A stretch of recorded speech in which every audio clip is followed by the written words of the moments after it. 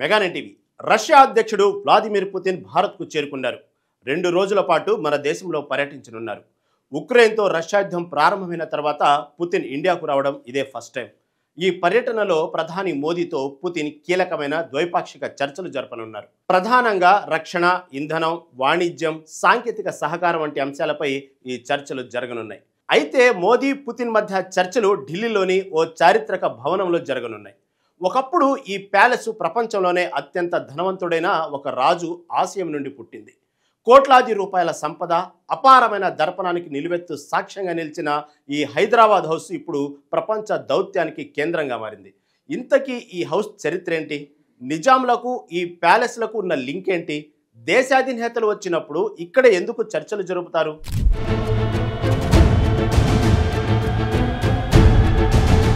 పేరుకే హైదరాబాద్ హౌస్, కానీ ఇది ఉండేది దేశ రాజధాని ఢిల్లీలో.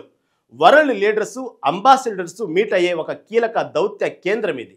కానీ ఈ భవనం చరిత్ర ఈనాటిది కాదు. ఈ రాజభవనం వెనుక ప్రపంచంలోనే రిచెస్ట్ పర్సన్ అయిన హైదరాబాద్ చివరి నిజాం మీర్ ఉస్మాన్ అలీ ఖాన్ అపారమైన సంపద, అంతులేని ఆంక్షల చరిత్ర దీంట్లో దాగి ఉంది. అప్పట్లో బ్రిటిషర్స్ రాజధానిని కలకత్తా నుండి ఢిల్లీకి మార్చారు. ఈ క్రమంలో కొత్త రాజధానిలో తమ రాజ్యాలకు ప్రత్యేక సంతకం ఉండాలని రాచరిక పాలకులు బ్రిటిషర్స్ను కోరారు. కానీ నిజాం రాజు మీర్ ఉస్మాన్ అలీ ఖాన్ రూటే సపరేటు. ఆయన కేవలం కొంత భూమిని కోరుకోలేదు.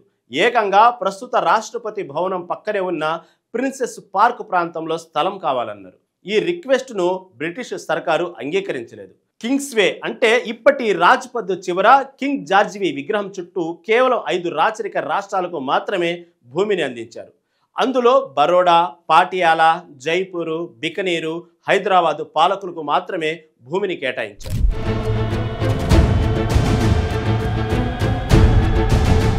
నిజాం రాజు హైదరాబాద్ హౌస్ నిర్మాణ బాధ్యతలను ప్రముఖ ఆర్కిటెక్ట్ ఎడ్విన్ లూటియన్స్కు అప్పగించారు. రాష్ట్రపతి భవన్లా హైదరాబాద్ హౌస్ను గొప్పగా నిర్మించాలని లూటియన్స్ను ఆదేశించారు. అయితే ప్రభుత్వ నిబంధనల కారణంగా అది ఆమోదానికి నోచుకోలేదు. 8 ఎకరాల విస్తీర్ణంలో లూటియన్స్ హైదరాబాద్ హౌస్ను ఒక ప్రత్యేకమైన సీతాకోకచిలుక ఆకారంలో అత్యద్భుతంగా నిర్మించారు. దాని రెక్కలు పక్క రోడ్లతో కలిసిపోయేలా కట్టారు. అందుకే న్యూఢిల్లీలోని అన్ని రాజభవనాలతో పోల్చితే ఇది ప్రత్యేకంగా నిలిచింది.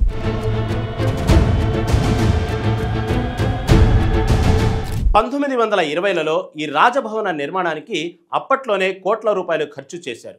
సుమారు 2 లక్షల పౌండ్లు, అంటే ప్రస్తుతం ఇండియన్ కరెన్సీలో దాని విలువ 170 కోట్ల రూపాయలు. నిజాం ఈ భవన నిర్మాణంలో ఎక్కడ కాంప్రమైజ్ కాలేదట. లగ్జరీకి పెద్దపీట వేశారు. ఈ రాజభవనంలో రాచరికం ఉట్టిపడేలా 36 గదులు, 6 టైల్డ్ బాత్రూములు, ప్రాంగణాలు, తోరణాలు, అద్భుతమైన మెట్ల మార్గాలు, ఫౌంటైన్లు, అబ్బో ఇలా ఎన్నో వైభోగాలు ఉన్నాయి.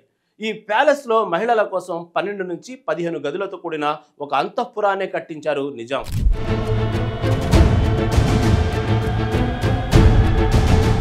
1947లో భారతదేశానికి స్వాతంత్ర్యం వచ్చింది. 1948లో ఆపరేషన్ పోలో ద్వారా హైదరాబాద్ రాష్ట్రం ఇండియన్ యూనియన్లో విలీనమైంది. ఇక అప్పటి వరకు నిజాంల సంపదగా ఉన్న ఈ హైదరాబాద్ హౌసు క్రమంగా భారత ప్రభుత్వ ప్రాపర్టీగా మారిపోయింది. 1974లో విదేశాంగ మంత్రిత్వ శాఖ దీనిని స్వాధీనం చేసుకుంది. హైదరాబాద్ హౌస్ను ఇంటర్నేషనల్ స్టాండర్డ్స్కు తగ్గట్లుగా మార్చేసింది. ఢిల్లీలోని అశోక్ రోడ్లో ఉన్న ఈ భవనం ఇప్పుడు పిఎం గెస్ట్ హౌస్గా మారింది. ఈ రాజభవనం ఇప్పటి వరకు bill Clinton, George W bush, Gordon brown వంటి ప్రపంచ నాయకులు ఆతిథ్యం ఇచ్చింది. ఇక లేటెస్ట్గా రష్యా అధ్యక్షుడు పుతిన్ సైతం ఇండియా టూర్లో భాగంగా ఈ చారిత్రక భవనాన్ని సందర్శించనున్నారు.